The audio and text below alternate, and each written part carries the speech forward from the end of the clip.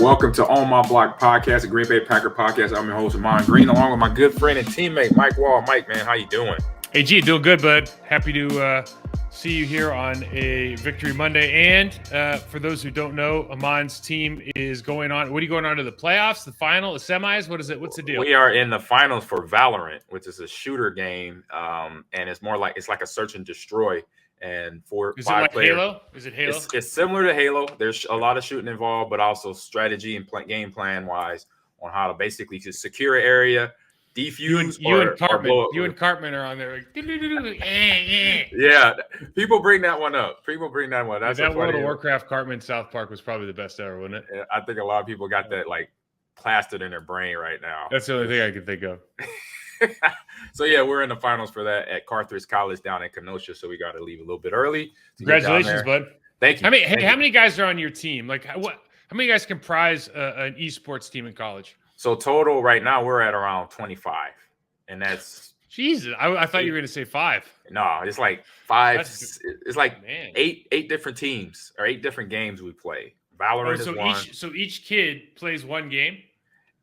Sort of. We have some kids that play multiple games. We have some that play like Call of Duty and Valorant because they're both shooters, or play Madden and NBA 2K because they're both sports games. So it's we got some cross sports, I say cross game athletes, as we could say here in the esports world here. So I'm gonna get this read knocked off here so we get into this Packer Bears game. But thank you for the congrats there as well, Mike. So BetOnline, our sponsor here today. So basketball is back. It's going big. We got some teams winning and losing. Did the Lakers get off the schneid? I know they were like 0-4. They say Anthony Davis is going to make him a contender because he's playing so well. I don't buy it, but we'll see what happens.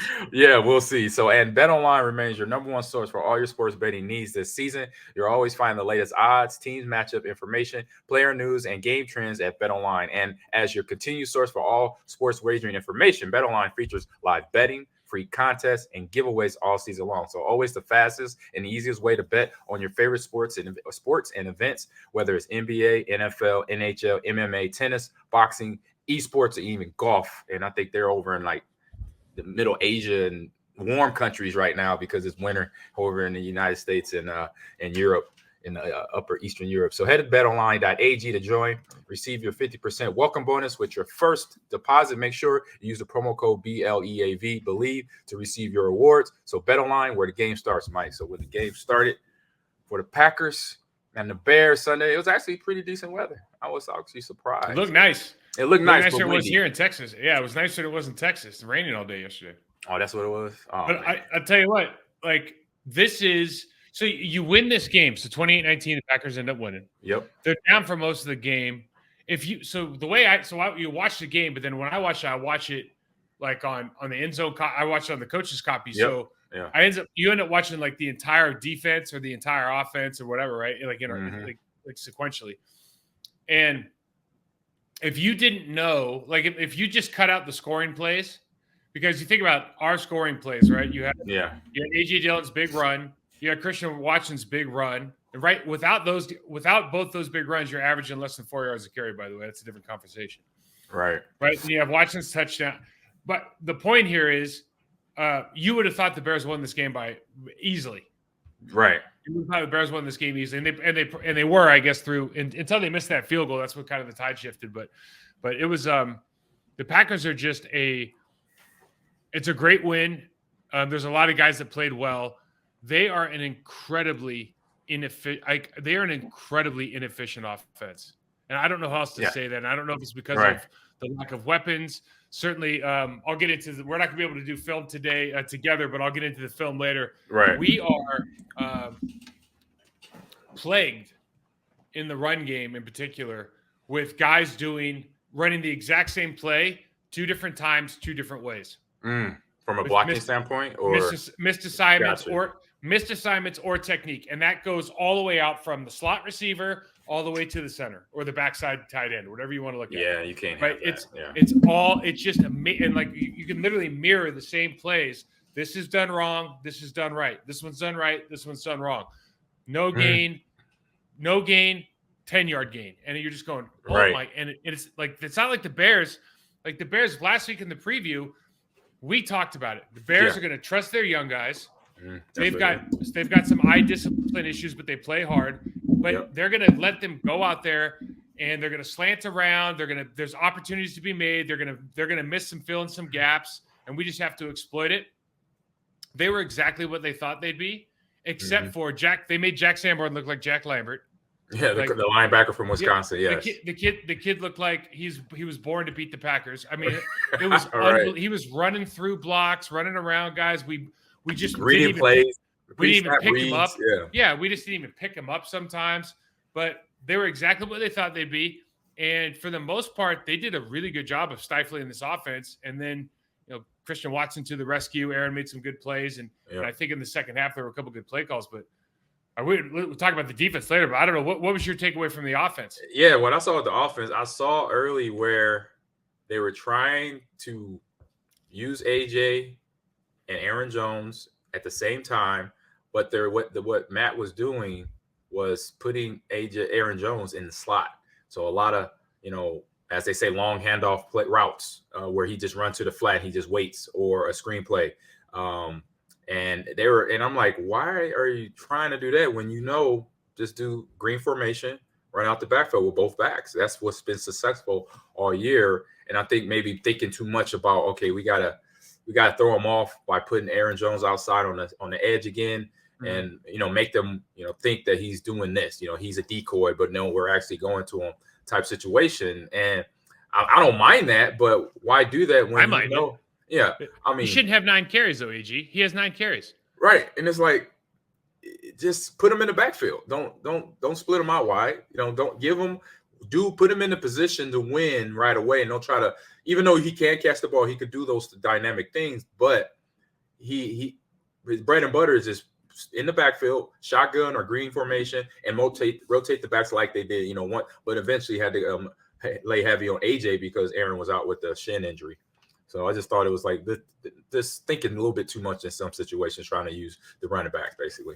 It's funny what happens too is like they really are running 3 plays the entire game. They had some wrinkles, but they're really running. Mm-hmm. They're running the quick toss off the same side. Yep. They're running the outside zone with the backside handoff out of shotgun, and then they're running the crack toss.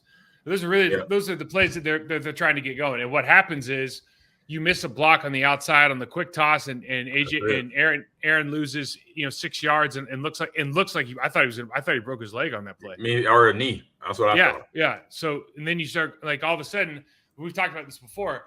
I just wonder if what happens is, and I know he got injured later on, but what you wonder is like it's very early in the game. Is it we're going to run AJ and we're going to run these plays, or Aaron's hitting this hole too fast for the way that we're blocking it on the outside zone when they're coming underneath with the shotgun handoff, not the pistol, but the side handoff. It's kind of a long distance to go. I'll show that on the tape too. The blocking, the way they block is like, it's perplexing. But I just wondered, like AJ early in the season, you would never run that play with AJ because the timing was way off. And now it seems like that's what they're trying to make hay with against this specific team. And when you go back in your day, when you're playing, and this is probably not when you started splitting more reps more evenly with Dorsey, right? Because once you became established, like you're going to get all the reps you want. Right. But once you started splitting reps with Dorsey, did you guys go into the game? I'm just wondering if they go into the game now and like, AJ, today's going to be your day. You're going to get twice as many runs as Aaron, because usually we assume that Aaron should be getting 20 carries a game, and he's not. Right. No, I didn't have that conversation. It was just more, I knew Dorsey would probably get more carries just because he was the starter. And I knew I would rotate in when he was tired. If I got 2 carries, okay. If I had 10 carries, it's whatever. It was never discussed. It was just a mindset of Dorsey's a starter. He's going to get more carries than me. But it wasn't even for me. Me. It wasn't even a carry thing. I was like, I'm coming to help out. If I get the first down or a touchdown, that's what I'm trying to do. Other than that, but you want carries. I mean, come on. We all want reps, man. I want to be in the game. And I'm not. I am not. And I've never been a numbers guy. No. I'm not saying you're a numbers guy, but you can't affect the game if you're not in the game. You know what I mean? I knew a point that to me to put an influence on the game in our favor, that I got to get a touchdown, at least a touchdown. And that touchdown is going to formulate from touching the ball, from receiving and carrying the ball, 10 times. You know, I get 10 touches, I'm gonna get a touchdown out of that. So every 10 touches, I know I could get a touchdown out of what I could do on the football field. I get in rhythm with the game. I get in rhythm with you guys blocking up front, and then I know what the defense is trying to stop me from doing. And I figure that out by my second or third carry, and then boom, then I know I'm in that rhythm. Once I have that, then I'm good. So I think, I think that's interesting. And with AJ, like, I love AJ, and I think he's running. Yeah, I think he's been running really well. Yeah, yes. I think he's been running really well. And so this isn't at all a knock, and it's good to have both guys. But it's just super interesting to me, and it just continues to be interesting to me that from week to week, Najee was a really good running back. Mm-hmm. Tony was good too, but Najee could have been, if Najee would have put in the time, he could have been an elite level running back. He had that size, he had the speed. He had this crazy speed. He was ridiculous. He was a track star fast for being like 240 or whatever. But when you weren't in the game as an offensive lineman, when you weren't in the game, after a while, like if Najee was in for too many plays, we'd be like, okay, he needs to get out now. You know, it's like it's time to get one back in. Right. You know, we want you back in, and not that we don't like him. No, it was just it's just like it's time now, right? Like we're gonna run. This is the play we're running. Like if we're running power load, I don't want anybody else in the game, dude. Mm-hmm. And so this is what's interesting to me with these guys is they're not necessarily like to me they're not necessarily interchangeable. I think Aaron can do a lot more in the passing game than AJ can. That's not a knock on AJ. It's just a fact of life. Like Aaron weighs 185 pounds. Yeah, he's just a lot. He's a much better slot receiver and all that kind of stuff. So. I just wonder how that affects the rest of the offense. Like, I wonder if they're even thinking about it or they just got their own shit to deal with. That's a great question. That is a great question. Find out and try to read what they're doing by the play calling and what have you. So that's a pretty good question. Well, it's like because with AJ being in the game, we're getting off topic. But with AJ being in the game, like he's going to be in the backfield, and if he's not in the backfield, he's going to catch a swing or a quick screen. He's not doing anything else. Mm-hmm. You know, that is just, and that's not, again, not a knock. It's just a fact of life. Christian Watson has another big day. He has the touchdown receiving, but he kind of iced the game with that long run. Before that run, so we got into 175 yards rushing on 32 carries, 5.5 yards. Mm-hmm. If you take away his run, and you can't do this, but if you do it, they're down to like 4 yards a carry. You take out AJ's big run, they have a 3 in front of that number. And the only reason I bring that up is, when you watch this again, it's just very, very inconsistent up front, which is shocking given the fact that they got rid of Robert Quinn and Roquan Smith. And you're just thinking, they should not be. And again, Jack Sando looked like Jack Lambert yesterday. It was embarrassing. They were talking about him the whole game. It was embarrassing, man. Like I watched multiple tapes on that guy, and he's had, like, you can have a high tackle game. Like Devondre Campbell had 11 tackles yesterday. Yeah. I don't even remember him being in the game. Yeah. You know what I mean? Like, you can have a quiet game at middle linebacker and still have a lot of tackles. Dude, he was everywhere. He ran through every block. He made every right read. He just did everything right. And you just think in my mind, when I see that, and then you see some of the stuff that's happening in the passing game as far as like people just are not open. Like Aaron Rodgers had plenty of time to throw. The pass protection was good. They were not open. No. And so you start looking at it and you go, we're missing something from this used to be, okay, well, we have the scheme. Right. Mm-hmm. But now we're looking at like we have the scheme when we have Devontae Adams, maybe. Yeah, because he can get open. Yeah. And so now it's like, okay, well, now we can't even we don't have anything that's messing with the eye discipline of a rookie linebacker. This whole thing was like, and again, you're glad you won and we did enough to win, but there's some things out here that were just kind of eye-opening. Yeah, it was some things like you said, like guys not getting off the press or man coverage or even zone, getting open and knowing how to sit in the window, those type of little things. And obviously that comes with experience. If you're talking about Christian Watson, he still has to learn that as a receiver, even though when he is manned up, now he's a problem because he's healthy. And that's one thing that's showing out the last, 5 games. He scored a touchdown, basically setting records. How many times yesterday did you see Aaron drop back, have plenty of time, and then just launch it because he literally ran out of options? Oh, at least 5 times. More. I can't remember a game, and I'm sure there's been more. It might have been more. He only threw it 31, but I can't remember a game where he just dropped back and was like, "Let her rip, man." And the guys aren't even open. There's just it was nuts. When you see the field copy, dude, it's insane. You think about it.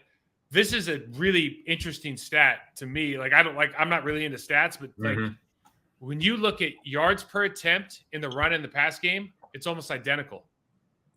That's not good. That's not good. You want the pass probably per reception higher. The passing should be much higher just per attempt, because 31 attempts, 182 yards, a little less than 6 yards an attempt. Yeah, like that number needs to be like 9. That number, at 9 least. or 10. Yeah. Easy. So it's because you think 31 attempts, you're thinking 300 yards. Easy. And because they got to throw all the quick screens, they got to throw all the underneath stuff, and just a ton of deep passes with nobody's home, because there's just not. I mean, we ran under center play action, suck everybody in 2-man routes. Dude, those guys are not even close to being open. So we got a lot of work to do defensively.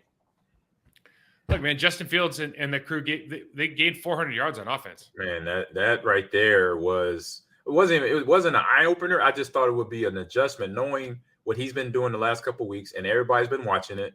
Everybody in the NFL is see what the Bears are doing with Justin and the running backs. I didn't even know Herbert was out until watching the game. So even with him out and Montgomery still in, and then getting other backs coming in along with Justin Fields and his arm waking up a little bit, other than the 2 interceptions, it just shows this. Did you really get ready for that? And then obviously then the basic stuff we talked about, tackle. The one touchdown run he had, he basically left Nick. He set Nixon down. That was a nasty move. He did that. Set Nixon down. Yeah, he did that to Andre Campbell later on too. Like or Montgomery did it to Devondre Campbell later. Yeah, and that's what we're talking about. Just tackle. So make sure you break down, come to balance, because you knew that play was coming eventually. We got beat on tackling. We got beat. Jair Alexander, I mean, he's one of those guys where, we're old school. So all of his celebrating and all of his look at me stuff is tough. So he gets beat deep twice for huge plays in the game, and then flips his hips and runs the route was it Claypool? Who was it? It was Aquamenius. Was it Aquamenius? Yeah, runs the route for St. Brown and picks the ball off at the end of the game. So you just see it's super interesting with him, because he's a child of an analytics driven quarterback position, right? Yeah. Like last year, Diggs has all those picks, and also he's number 1 in picks, and he's number 1 in giving up the most yards per attempt. Yeah. Right. And nobody's talking about it. All people are talking about, he's got interceptions. Yeah. And so you look at yesterday, and both of the deep balls that got caught. Well, the second one was really Justin Fields kind of extending that play, and so now he bites because he thinks he's going to get rid of the ball.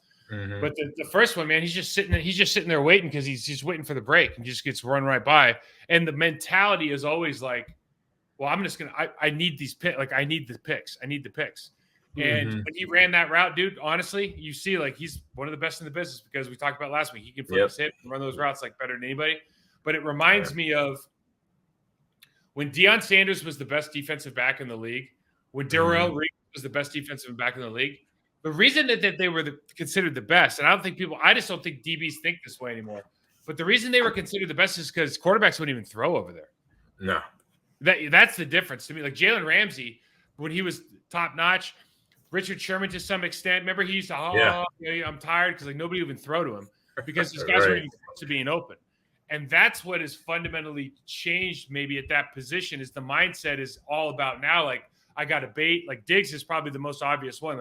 I got to bait guys, right? I'm going to jump routes because I need these numbers are getting me paid, because fans want to see picks, right? Yep. So we talk about picks, but I think it gets some of these guys in trouble a little bit as far as fundamental football, man. Because it does 100%. Dude, if you ever made the statement Economius St. Brown is beating Jair Alexander deep for a 60-yard pass, you'd be like, no, he's not. Yeah, when I saw that play, not on this planet, he's not. No, when I saw that play, I was shocked. I was like, oh, that's Aquamenius St. Brown. He stacked him and caught the ball and finished the play out. I was like, wow, to show you where his mind. So when I say his Zaire head on, where's his head at all the game, not just on those few plays. I mean, I know he was locked in on that interception and some of a few other plays. He ran that route. I mean, right, he did. No, it was textbook. Like, we're not like it's really hard, right? Because you're critiquing him.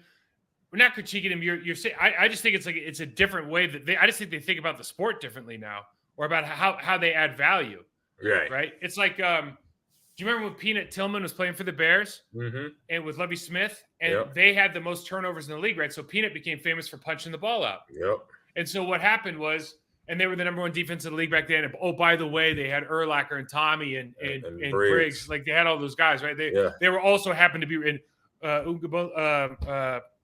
what's the guy name used to play in Miami? Anyways, you know what I'm talking about. I had a funny last name, but yeah, I know you're talking about defensive end could really play. And so all these guys could really play, but Tillman was getting all these picks and got all this attention. And so what happened in the league was, they started doing stats, and stats started showing that it was okay to miss tackles because the only thing that mattered was knocking the ball out. And it was always like it's this or this. So when I started teaching tackling in the NFL, it's because tackling was poor. And I would literally have these stat guys come up to me and be like, dude, it doesn't matter if we miss tackles. We just need to make these plays. We need to punch the ball out. And I go, okay, well, you have two problems that I'm going to have a fundamental issue with. One, that's just non-contextual information. It makes no sense whatsoever. Like, of course it matters that you tackle. 100%. And two, you can teach people to knock with your hands, punch through the sides of your body, punch through the ball, and still be effective tacklers, as opposed to just trying to rip it out to the side and not get anything accomplished, right? And so I feel like a lot of things with the NFL is they do things in a certain way. They get introduced this new statistic that all of a sudden we're going to care about because of like PFF or advanced metrics or some nonsense. That is only, it's like consumer driven. And now the entire like mindset goes to, let's just do that and not focus on what we're really good at. Yep. Couldn't say that better myself. It's like, where are you working on tackling that? Are you even trying? Are you even working on it in practice is the question. So, all right here. Justin Fields had, I mean, you think about this statistic, man. Like, Justin Fields was 20-25 for 254 yards, bro. Yeah. He had that game. Even though the two picks, other than that, he still played well. One thing that stood out on both sides of the game yesterday, and because, Robert Quinn's not there anymore, we obviously don't have Rashawn Gary. Our defensive tackles won some one-on-one blocks and got some pressure late, like got some hits late. Dean Lowry had one. I know Kenny had at least one, if not two. But we don't have any pass rush anymore. No. It was no sack. Neither team did. I don't think Justin got that. Or did he get hit? No, he didn't get sacked. He got hit. He got pressure. He got hit a couple of times, but both of them are sitting back in the pocket doing whatever they want. And then, of course, like if you wait long enough with Justin Fields, he's going to run. If you have a guy free rushing, you have to have a rush plan for him. So maybe that's why we didn't see as many pressures. But you look at that position adjacent from Preston Smith. Preston played another great game. He did. Run game support was there, keeping his outside leverage nice on a couple of run plays where Montgomery is trying to get to the edge. So, yeah, he definitely was on point. Opposite of that, Egnabari and Ian Young. We'll show it on tape later. Yeah. I mean, that box technique. Okay, let's just say that it's got to be done. Yeah. But we're just not like we're not creating pressure. We're not playing, it's like effort. Effort does get you a long ways in the sport. There's also some techniques that are super important that if you're missing out on, you're just going to get smothered, man. And they got smothered a couple of times versus this Bears team. And we've talked about offensive line wise, they're well coached. Yeah, well coached and like to run the ball and real comfortable running the ball. And they're good. They're good run blockers, but they're not. Their pass blocking is not their strength. And yesterday they seemed to be very, very good at it. But they're very good at their doubles. They're very, we did a good job, I think, of defeating a lot of the single blocks. It was just a good divisional game, I guess. But God, it felt weird. Yeah, I definitely agree with that. It felt weird because, like in the beginning of the game, you're looking like, oh man, Bears are going to run away with this. They're going to control the ball with the run, and which was mostly Justin, and then the clock, as you know, is going to just drip on down. And speaking about Kenny, speaking about the D-line, and they had their plays, but it just seemed like, is it an endurance thing? Are they kind of like at a point where, between endurance and like looking at the record, where we at? Yeah. Do you mean endurance like it's the first week of December and people are just tired? Right. Yeah. Just legit. Are you just wore out? How? And I remember we used to do extra sprints. We either did them on our own or Coach Sherman or Mike McCarthy would make us run gassers around this time of year because everybody's hitting the wall.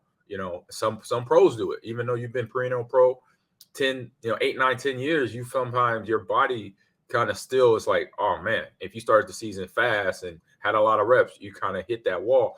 But that's where as a pro, you get yourself ready mentally and physically. You got to do it on your own. You got to hit the cold tank. You got to hit the warm tank, do the contrast, but then also you got to run some extra sprints after practice. I remember doing that on my own. If the strength coach wasn't having us on the treadmill or bike, I knew that because I knew December is the month you have to be there. I don't care what position if you were a starter, you have to be there the whole month of December for every game that is played, because if you're even close to going to the playoffs, you don't want to make it close. You want to make it, far and away. Okay, we're in after week 2 of December. We just got to finish out. So that's where I kind of see where we're not seeing Kenny Clark in those plays that where he was at in September now, only because it may be possibly of an instant endurance thing and a mental thing and a recovery thing. Are they ready to play all around, because they know this is a marathon, as we know, it's not a race. Kenny's been there. He I would love to. I wish we had 3 hours. I could go through every play and we could just talk about it. Yeah, because you'll literally see from one play he'll defeat the double. He'll slip it, make the play in the backfield. He'll beat a single block, and then the next play he false steps and gets beat off the ball, or and you're like, and he gets pushed off the play. Yeah, correct. You're like, what the hell, man? Like there's no way those two aren't the same guys. It's just the level of consistency is a little bit odd. I think what you see now with the offense, everyone thinks, 28 points, we did so well. It's like, no, Christian Watson showed up and reminded everybody he runs a 4.2. I mean, that's really what happened. Okay, let's not minimize everybody else's effort, right? Yeah. But ultimately, he makes the play on the scramble with Aaron. He makes a couple big plays down the middle as far as just you getting past the 6 and getting first down. But then he has the end around for 44 yards, 43 yards. Yeah. Yeah, and you're just like, okay, well, there's only one guy on the team that's capable of doing that. 46 yards. Yeah. So, but that kind of stuff, it's I always go back to that Rams game where we ended up losing the game. But we couldn't run a goddamn thing. And then all of a sudden, Najee breaks out a 17 stutter in the fourth quarter for 86 yards or something. Yeah. So our stats are dude, we ran for 135. Everybody's happy. And we're like, no, we sucked. You know what I mean? We sucked.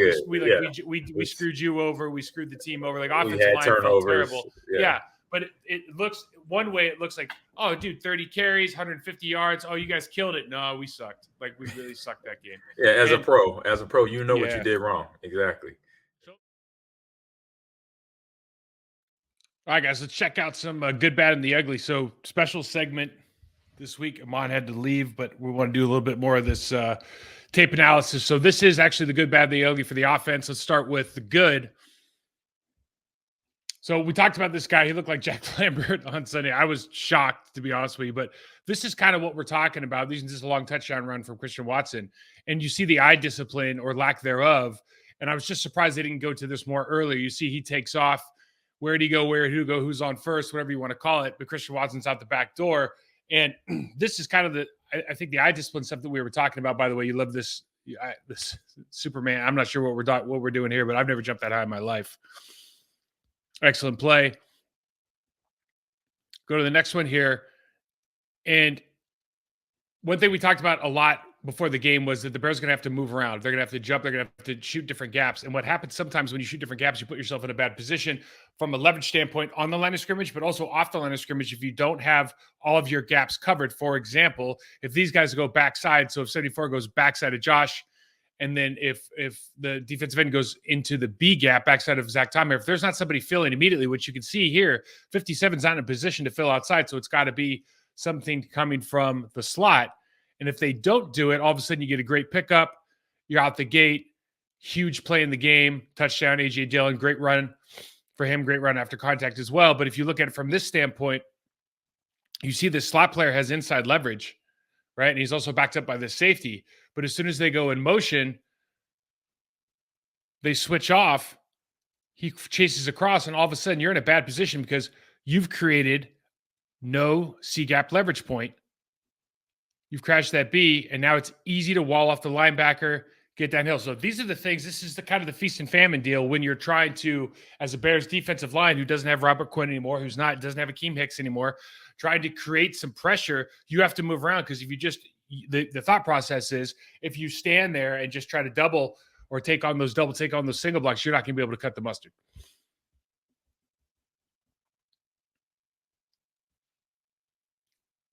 Get the under center play action pass. We saw this last week for the touchdown with Jordan Love from a different angle. Now this is with Allen Lazard, but you just see the window of opportunity. What happens when you do that under center play action? You get the huge draw.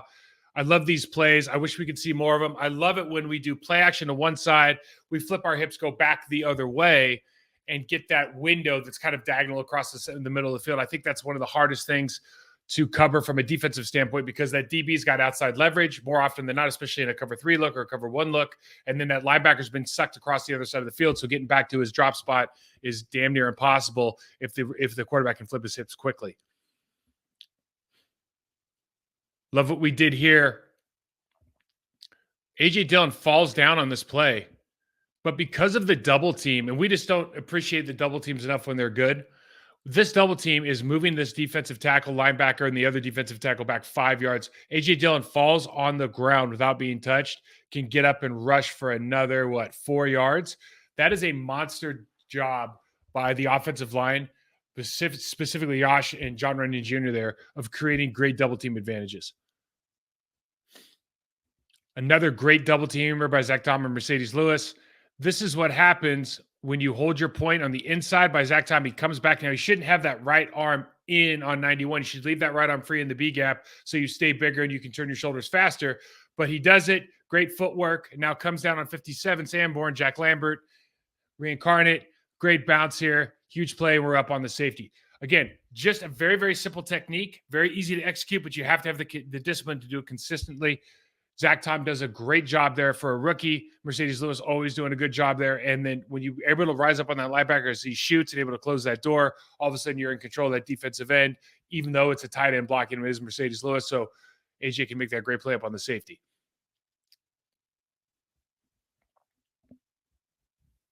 Now, this happens a bunch of times. And the thing that's frustrating about the Packers offensively this game is that you see the same plays being run, but the consistency in blocking is different from one play to another. So we see this toss play a number of times, and you're going to see Josh doing a great job of picking up 39 here. So we have a down block, we have 2 pullers, but you have to account for the guy on the line of scrimmage. If you do that, Josh accounts for him, bang, good job, kicks him out the gate, nice 8-yard pickup, okay? That is phenomenal. Now we look at some of the bad stuff. Or we just call it areas of opportunity. First things first, B blocks. We just talked about what a great job they were doing getting that second step in the ground and running on that track on the inside. John Runyon Jr. and Josh are here together. Now, let's start by saying this. This is a 6-man box. You cannot ask for anything easier to run against if you're A.J. Dillon and this offensive line. Like, this is gift wrapped for you. However, if you cross over here, step underneath yourself for your first step, Josh, cross over your second step. And remember, guys, Josh Myers is going to Sanborn here. John Renton Jr. can go all the way back here. We got plenty of time. Plenty of time. He's not chasing. But because we don't take care of the down lineman, first down, the most important person you take care of is the first person you're in contact with. You take care of first level first. The defensive tackle, who is not a household name, makes a big-time play on our running back. Got same thing here. We're going to have both double teams split. So left guard, center are going to get split. Right guard, right tackle are going to get split. Why? It's just all footwork, guys. It's not this is fundamental day one techniques. Are we going to be able to do them consistently from play to play? We come down and pop with 2 hands, turn our shoulders. This puts Josh in a bad spot unless he's working to get his head across, but he's not. He's got inside leverage so this guy can pop out. We miss on the backside here. If I just take this back.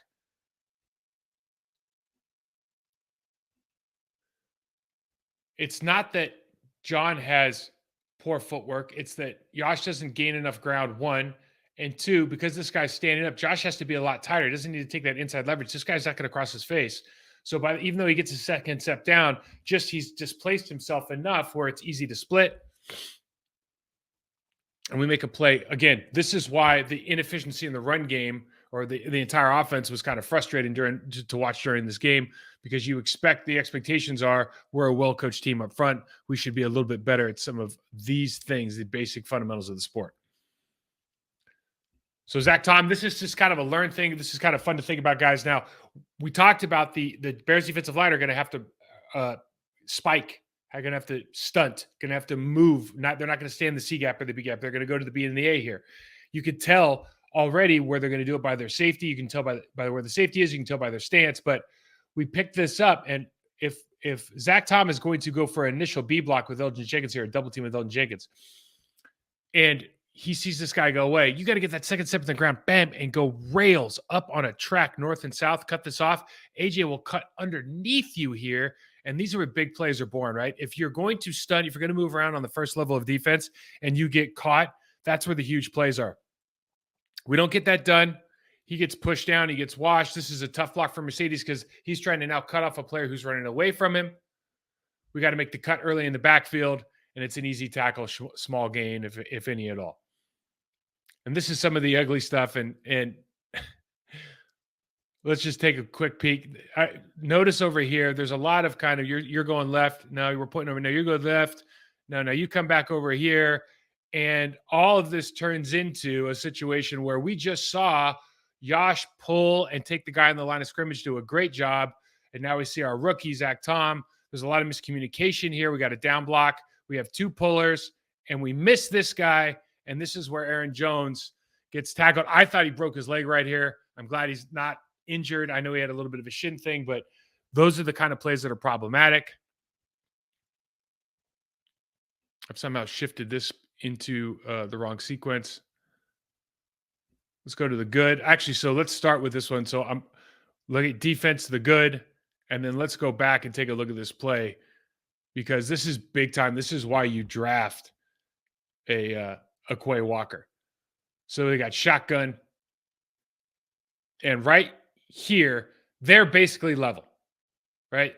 The line of scrimmage is around the 42-yard line. They're basically level here, and Justin Fields is about to bounce, and Quay Walker's not having any of it, right? That's good on good. Young man versus young man. That you're going to see that battle for a long time. Apologies on the misplaced defense. The good. Now we see our guy Kenny Clark dominating the run game here. We also see new man Collins again, week 2. Now, we're not doing a good job outside of Preston Smith. We're not doing a good job of pressing. I'm talking about Garvin. I'm talking about Egnbari this game. We'll show it a little bit later. This is a great job by Collins pressing, putting that guy's ass in the hole, and letting Kenny Clark beat his man, walk this guy down. This is what we expect to see out of a great player like Kenny, but great job also by Collins here of just standing up that tight end of the hole, giving the running back nowhere to go. Again, making him cut before the line of scrimmage before he wants to. Excellent job.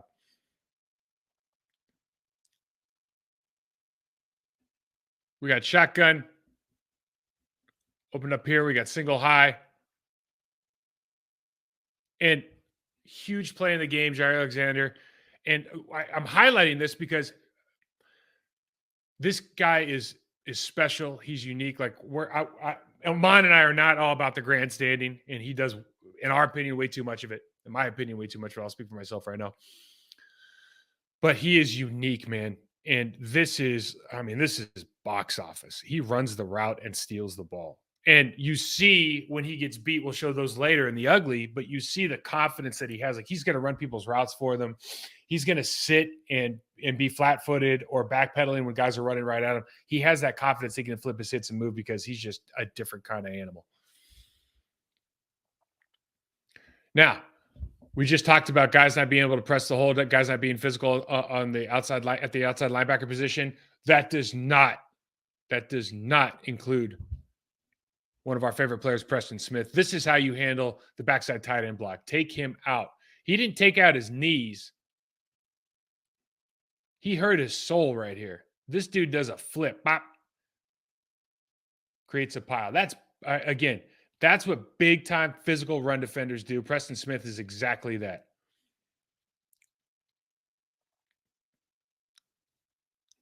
We got another cover 1, cover 3 look. Both guys are turned in, funneling to the middle. Catches the dig on Rasul Douglas. Now, I just want to point out Rasul and Ford, man. These guys are the kind of players you have on a team that no matter what, you just pencil it in. They're around the ball. They find fumbles. They cause fumbles. They create them or they pick them up. This case, Rasul creates it. And Rudy Ford, I believe, picks it up. Big play in the game. Turnovers usually just dictate the outcome. Those are both huge plays. Here's some of the bad stuff. And this is, we're just not used to seeing this from our guy, Kenny here. Again, we talked about it before. The Chicago Bears are a well-coached offensive line, and they've certainly been proven, and they're very confident in the run game.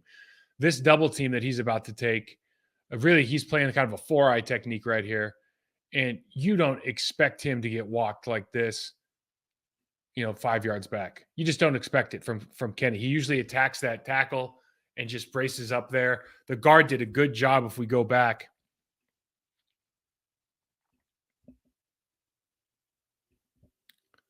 The guard does an excellent job of sitting here. The guard could rise right now and just go get Quay. He's going to block him one way or the other, right? Because Quay's not going to go over the top. He's going to try to shoot this gap right here.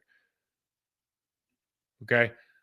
But he sits there and stays on that bumper, and that's what we want to see a little bit more from, I think, from the Packers offensive line is, can you be that inside bumper and let the outside guy be the horsepower, let the inside guy be the bumper and kind of steer the ship a little bit.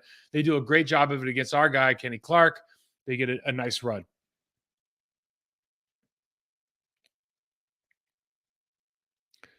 This is what happens when you move. So we go backside here. We're trying to stunt and run a game. Now, if you're an experienced offensive lineman and you see Quay Walker lined up over your tackle, right now, you guys are making a call. And they're probably doing this. They're probably making it like a slip call, basically saying, hey, left guard who was going to work on Kenny Clark here up to Quay Walker. Nah, we're just going to work double team with the tackle because when he's this far over, he's over for a reason. They cut this off. And once we talked about it with our team, if you can cut off that defender, man, it's out the gate. That's all you can eat right there. He hits this thing clean. He's got one man to beat.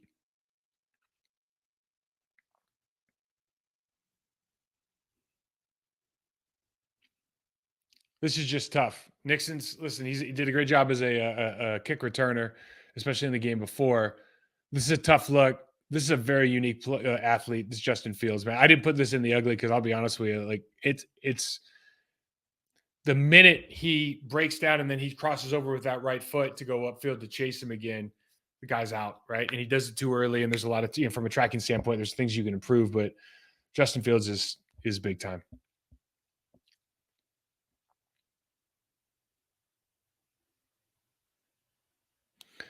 This is from just a pass perspective. Like Justin Fields is starting to be able to make these plays. And so we have a defensive breakdown in coverage. So we go cover 3, Rudy Ford's down here. So we brought 3 with the buzz down, the safety down, but we're both kind of playing in this no man's land. We have the backer buzzing to the flat, but our safety's down here already. So from a coverage standpoint, it's a head scratcher. We got 2 guys in the wrong spot.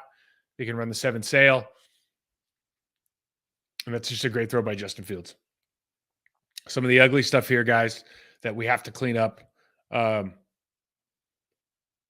Maybe first and foremost, right here, we're jumping routes, and he's doing that again because he's a unique athlete, and we talked about it at length in the show, so I'll leave it at that. But when you jump, and you have a quarterback that can create time for themselves, this is what happens. He's not even wrong. He's not wrong to jump that route, but when you have a quarterback that can create time, it's a problem.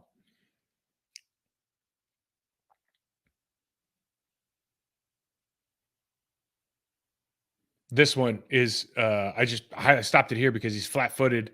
The guy's running full speed at this point. He's got a 10-yard head start. This is, they're running like they look like they're running quarters coverage over here. It feels a little bit arrogant that he's either reading the guy's mail already or he just doesn't think he can run by. This is one that was I think probably the one play that he's really surprised at. Got to take the good with the bad sometimes. It leads to the very next play, though. And this whole sequence was kind of ugly. We get the bounce. We got the play right here. We got 1-2 defenders, and then Quay's going to come in the back and miss this tackle right there into the end zone. No bueno. And we talked about the lack of production of the outside linebacker adjacent from Preston Smith trying to replace Rashawn Gary. And this guy's done a good job, but this is the NFL, man. You got to get your head on a swivel. This happens twice in the game. And we've talked about that box technique ad nauseum on our show, complaining about that puts you in a weak position. You're not hitting, striking, same foot, same shoulder. And things like this happen where you just take a seat, right? All the time when you try to play that box technique, because you're becoming the catcher. You're not becoming, you're the nail, not the hammer. Happens one more time here with the pulling guard coming down on him. And, you're playing this box and you see he's receiving this guy. He's catching this player. He's not striking this player. And so you get dump trucked, right? And he's not the kind of kid that's going to get dump trucked. You go same foot, same shoulder, keep your shoulder square to the line of scrimmage. They're being taught this. So your options are learn how to be like Preston Smith, do it your own way, go low when you have to go low, but make sure you don't take the guy's knees out because that's a penalty, right? Go same foot, same shoulder, which we've seen Preston do. But when you box in like this, it's happened to Rashawn Gary, it's happened to now Agnabari twice in this game, you get dump trucked because the guard's 320 pounds running right at you. So we'll go back to the show. Guys, thanks for watching. I hope you enjoyed. So it's one to build on, man. Let's without going too far down the rabbit hole. Do you want to? What do you think? How do we get back to? Because now we're in December. Correct. How do we get over the hump on both sides of the ball? Like, where do you think it starts with this team on both sides of the ball? Oh, Bo, I say offensively, you get over the hump by knowing what you need to do. I mean, right now it's nothing that a coach says, because you've been hearing it for 4 months now, that you will not know. You will not know that's coming out of their mouth now. So now as a player, you already proactively doing stuff to get your mind, your body, getting that playbook, watching film, working on your technique in practice, doing extra reps after practice on your own to get yourself ready as on offense. And then hone down the mistakes for every player on the offensive side of the ball, where you made mistakes, and everybody has made mistakes. So you talk about mental errors, yeah? Not physical. Some people get beat physically, but mental errors. Take those out of there, because physically now you just got to get your body there. Your body's there. You just don't really realize it, but it's there. But mentally get all this in. And the same thing on defense. But now, again, like I'm going to keep saying this, tackle. Ain't nothing. I mean, it's time. It is like, I knew I was like, even though I was a running back, I was prideful that if a ball got picked, I was going to make the tackle. I was like, I can't wait. I said, get a pick, interception, fumble return. I'm laying this dude out, whoever picked the ball. Because it was just, this is a football. Like, tackling is everybody's job on the football field. Offensive players, defensive players. So our thing was, I remember when it was a change of direction or, change of play, interception, we had to flip our hips, turn around, get our head on the swivel, and find who has the ball. What DB picked it up or lineman picked it up, get them to the ground. So I knew how to avoid everybody coming after me because I was the first to the ball. The running back was the first to get there because we could see things from the backfield. But then also I knew, okay, when I get to this guy, I'm going to break down. I'm going to follow. I'm going to shoot for the hips. That's all I'm thinking. Simple. Shoot for the hips. I'm not looking at his number. I'm not looking at all the shake and bait. Shoot for the hips. Get him on the ground. Boom. It doesn't become a pick six or a scoop and score. The game, is down. Ball's down. Now they got the ball. Now our defense got to come back on the field. So just work on tackling and have that confidence of tackling. Don't try to worry about the big hit. Just start with the simpleness of getting guys to the ground. That's about it. Well said. Let's go to Money Money Quarterback. So we got a couple things here. Mm-hmm. Number one, let's hear about your boy, Russell Wilson. Denver Broncos lost the game 10-9. Yeah. Versus a Lamar Jackson less. Yeah. Baltimore Ravens. They scored. I just want to get in. They scored 9 points. They are the worst offense in the league. He's not cooking. What do you think?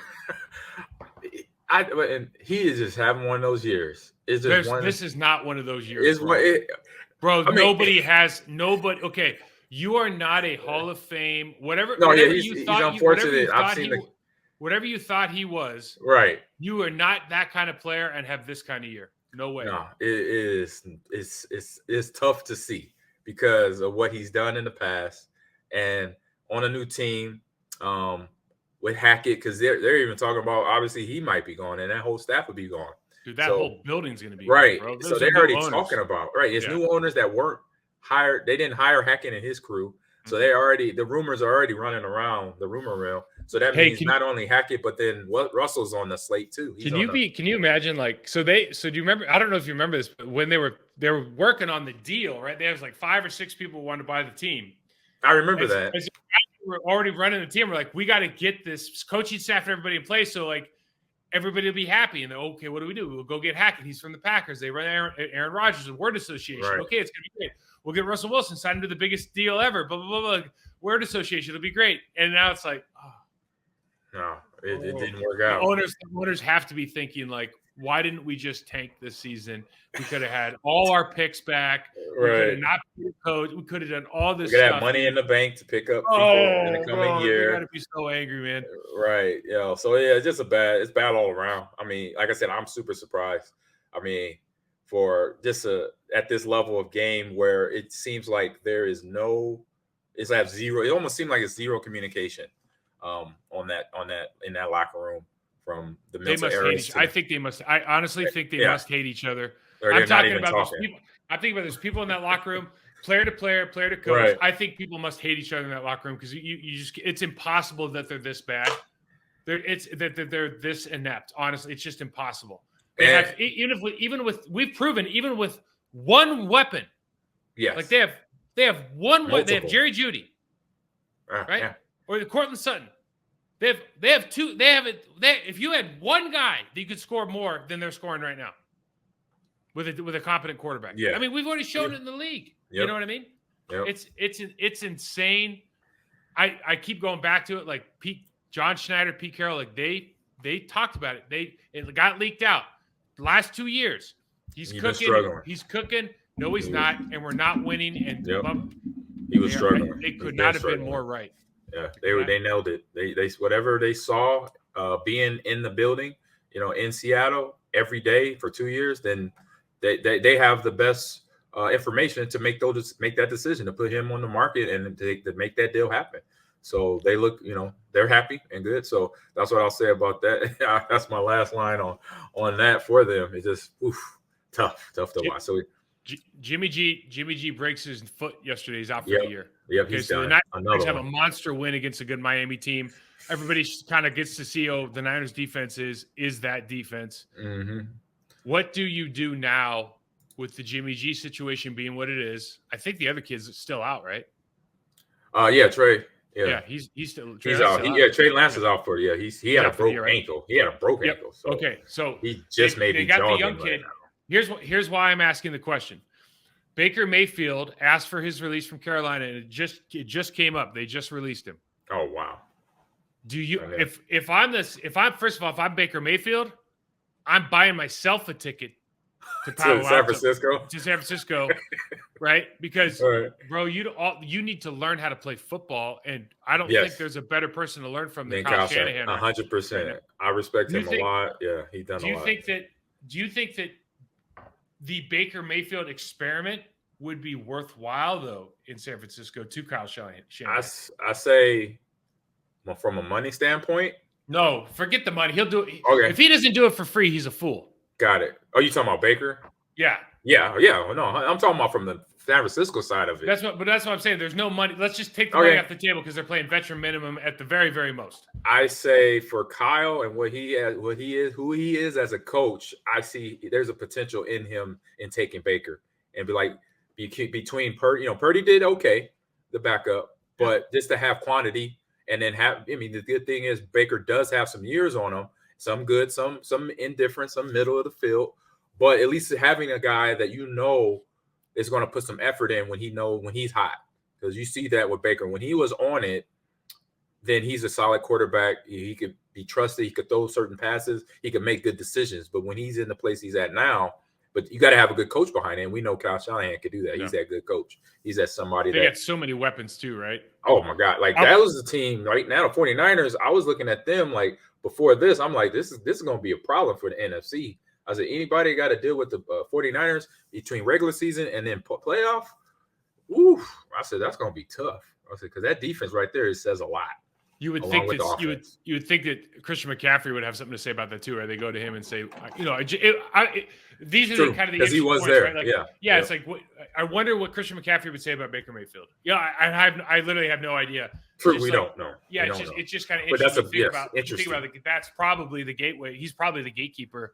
If they're thinking about it at all, it's like the first. They will go to him first. They'll go to, hey man, you was in the locker room with him for whatever, a season or 4 months or whatever. What's your thoughts? And whatever he says will be listened to 100%. So we haven't talked about this one before, and I thought it was probably a good time to. So Lamar Jackson obviously has not signed a new deal. They've offered him new deals. He wants a deal in line with Deshaun Watson's deal. He deserves more than Deshaun Watson, given his production, given who he is as off the field and on the field, given what he's done to the city of Baltimore, and given his talent level. Mm-hmm. I don't think you and I would argue with that at all. I don't know if anybody is going to make the same mistake as they did with Deshaun Watson as far as giving somebody a $250 guarantee contract. I mean, like I just don't know if they'll do that. And they can talk about NFLPA can sue for collusion. Like, you can kiss my ass about that. Right. There ain't no. I mean, there's just teams going like, no, we're not going to do it. You can't unless we force them to do it in the CBA. I don't think they're going to do it. I don't think the collusion thing will stick. Right. What do you think now? He's hurt his knee. They have not been productive after the first maybe week 5 of the season. They're not really scoring a ton of points. He's the entire offense. They brought in consultants to make the offense fit around him. He's done well. He's been limited by so many things, but he is the franchise. But you see this happen, and you go, oh shoot! Like, he's always, because of the way he plays, he's one away from this.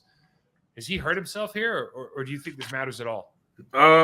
I think it doesn't matter at all. I say you pay the guy. You should have did it a long time ago. Because pay him what, AG? Pay him in line with who? I say in between. So Aaron makes 50 a year, right? And then Mahomes makes 50. Is he that? I say between them two guys, they're 50 a year to down. He's got to make somewhere between 50 and 40 a year. For what he's done for that team. Guaranteed, though. So he wants a guaranteed deal. And I think his mom's his agent. Like, I don't think he has an agent. Yeah, I believe I'm sure he has representatives, but he doesn't have an agent, right? Correct. I say he's earned it. I say for that standpoint, I know it's a future what you've done for me lately type situation. But if players in the NFL are getting, starting if some few got close to guaranteed contracts, that is a different feel than just getting a signing bonus contract. And you know that you played the game, you got those contracts. It's a big feel. It's a big difference of feel. So I say give him that guarantee money. He's put in time, blood, effort, and he's going to get healthy. Right now, we don't know the status on the knee. But it's a knee. Justin was just out with a shoulder. They run at quarterbacks. They don't have a little wear and tear, but you can't just place all that thought as a GM or as a team to say, oh, well, he's beat up. It's football play. He's a football player. Yes, they're going to be beat up, but for what he's done for this team, he's earned it. Pretty much. That's all I'm going to add on that. I agree that he's earned it, but you also know the business side of it, where the owner has to put that money. There's a percentage of guaranteed money he has to put in a sweep account that he can't touch again. Correct. So, like, in other words, if you say I owe you 50, then you have to put 50 in the account. So no matter what happens, you can't. So a lot of these guys, bottom line, they might not have the financial assets to just start giving up $150 million, $250 million, and just sit around money, right? I'm sure any bank in the world would collateralize that, so maybe that's just a moot point.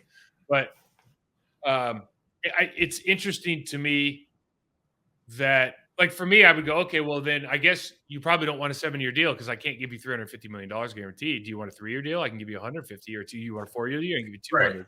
Right. And so it becomes like that. But I would love to see the position, like at least at the position of quarterback. I'd love to see them have a guaranteed contract for the guys that deserve it. Exactly. I think he's one of those guys. Oh, he was my MVP this year. I don't know what It's been a bad season for them, but it almost goes back to Dallas and Dak. Remember they didn't pay him up front. I think Lamar. Yeah, but I think it's almost kind of like eerie scenario. Similar. It is, except for I think Lamar Jackson is so much better than Dak, like as far as like having to game plan against the person. Oh yes, I think 100%. I think it's oil and water there. I don't think it's no. Game planning. To your point, yes, because Dak, he's a drop back passer. He will scramble, but just to save the play and get to the next play. But Lamar, that's a problem. Yeah, I agree. All right, we can move on. Oh man. All right, let's last thing here. Get off my lawn. Okay, I don't know if you saw this, dude. I did not. I had so many feelings about when Coach Prime got the Colorado job. Did you see this? No. Okay, I'm reading it now. This is why Deion Sanders is a legend. Period. End stop. He is the man. He walks into the Colorado meeting room with the players, and I'll paraphrase it. Men, this team's been terrible. They were 1-11 last year. Y'all get yourselves ready to go to the transfer portal because I got my own luggage. I'm bringing my own luggage with me, and it's Louis. He basically said to these men, listen, none of you are good enough. I'm bringing my own guys. The more you go to the transfer portal, the more spots I get back. Right. Wow. We ain't doing this anymore. This team brought me in to win. Y'all can't win. Right. Damn. If I even thought I had a sliver of chance of playing for this guy, I'd be like, dude, I'm not going anywhere. I will literally do whatever you say. Yeah. Like as a college kid, 100%. Oh my God. Dude, what would you do if right now, I'm not like over exaggerating this.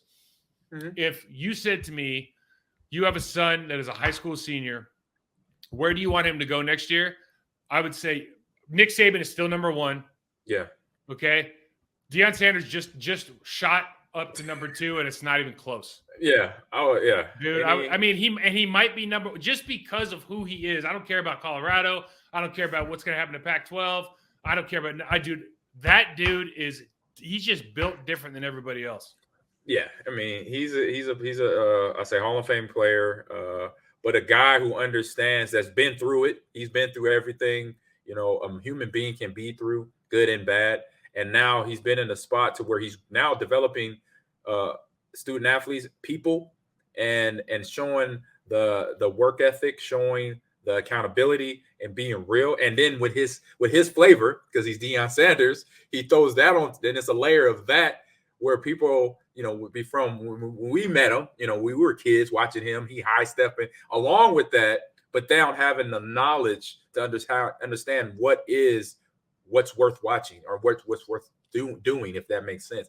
Because he knew that he was over a top when he was younger, doing the things that he did, but then he's got it to a level where now he could relay that to young athletes to say, hey, this is how you better yourself, regardless of who you are. That's it. That's it. He gets better than anybody else. I've done it. I was physically gifted, but mentally he's on a different plane than everybody else. And the way he talks about his preparation, he's old school, man. He was a child of the 80s and 90s. Yep. Like he trained different, he prepared different, he watched his tape different, and he could give that to these kids if they're willing to learn. Dude, and then we saw it at Jackson State. Incredible. Yep. Yeah, exactly. We saw it for 2 years. I would have loved to see him. I would love to have seen him go to the SEC. There wasn't a job available. Right. I would have loved to see him go there because I think he belongs in that environment because it's the best division. It's competitive. And he's a guy that's going to rise to the equation. He's the type of best conference. Yeah, he was a player and now he's a coach that's going to rise to whoever's around him. He'd be like, okay, I'm going to get beat up a few times. I'm going to get beat deep a few times. But you know what? I'm going to learn from the mistake, just like all of us. The good players know how to learn from the mistake and get better and keep attacking and not be afraid of anything. So what we got on this one? Let's leave this last. I'll leave that one out, but let's just do this last one, man. The U.S. men's national team gets to the round of 16. We act like we should throw a world party. We get absolutely trounced by the Netherlands, who's got they have 4 million people in their whole country, and I don't know if I made that up, but as many as we are. And they're trying to make moral victories and this and that, and you're just it's like, dude, we are so. This is like rugby. So you watch soccer more than me. I love soccer. Right. I know, me too. I love it, but you watch it more than I do. Because I was thinking what you just said. I thought they did okay. They made it. Yeah, dude. But what What sport in America do we watch that we suck at? Like we don't watch rugby. Why? Because we're no good at it. Yeah, well, I watch them because I know the players. I know Danny Barrett. I know those guys. That's different. You and I both know the players on the rugby team. You and I both we know some like win or lose. I'm gonna watch those guys, and we'll watch because we're fans. I'm just talking about how the casual fan. We're putting out some of the worst product, dude. Russell Wilson scored 9 points this weekend, and we're watching the Broncos game, right? We can't put up. We put up a lucky goal against the Netherlands. Otherwise, we get blanked 3-0. I mean, it was a ricochet goal. Call it what it was, right? And it's amazing to me. It's just crazy to me. Like I keep going back to like this is a different conversation for a different time. Right. But the formula for the team is literally like, oh, well, we're gonna pick players off this GPS machine with this, and this character quality trait. Like we literally left our two of our five. We have 5 players that can play international soccer from a skill position, from a skill standpoint, and a soccer intelligence. And they left them here. We have 5 guys. 2 of them are sitting on the bench, dude. We are going like, oh my god, it's like that. Oh, yeah. Oh, man. It's like that. It is. Yeah. Oh well, we got this guy presses higher. Oh, our left back's the fastest kid on the team. It's like, dude, turn the ball over half the time you touch it. Like, what do we like? Put in the best skilled players you have and see what happens. Design a. Let's not act like, oh, we're gonna. It's like what we do in rugby. Oh, well, we have the best athletes. Yeah, but you can't even catch a ball. You can't. There's no ball manipulation for American players. I remember working on that for the 2 years I worked with the U.S. national team. That's all we worked on. And I came into from football catching the ball better. It was like, but they're masters at it, and we're not. And they're masters on the soccer ball, and we're not. And now we're like, oh no, we're just gonna have like we're gonna make sure we're really fast which is super important. Yeah. But the real important thing would be really good with that ball. I just think that's a little bit more important. That's just me. Gotcha. You got that out? You good? Oh, dude, I was watching. I'm literally like, I very rarely start yelling at the TV. I was yelling at the TV for the entire second half. I was like, I would look like a wild man. Oh man, scared the kids probably a little bit. No, the kids were laughing their asses. It was mad. He's yelling because he loves it. He just gets right into it. Gotcha. Your kids. So your kids do you like I do with my wife Marie when she watches the Bears game. Yeah. She's yelling and pissed off, screaming, MFing this, MFing that. And I'm just dying laughing. I'm like, this has been like this for how long? You know what the deal is, unfortunately. Oh man. So Mike, hey, great time, great show. I know you're gonna add in some video clips later. Yeah, so I'll probably do it. I'll just do it right after this. Okay. So guys, stick around, check out the video clips after this. Yep. You check me out, MikeWall68 on Twitter, Process to Perform on Instagram, and then of course the YouTube is going to be youtube.com/Process to Perform. AG, good luck this weekend, my man. Hey, thank you. You can find me at Ahman Green 30 on Twitter and Instagram, all one word, and Ahman Green Gamers Lounge on YouTube and Twitch as well. So enjoy the film. I wish I was here. Gotta go, but I will catch you on next week or this bye week coming up. So what are we gonna talk about? We gotta figure that out. We gotta figure it. All right, man. Talk to you later, Mike.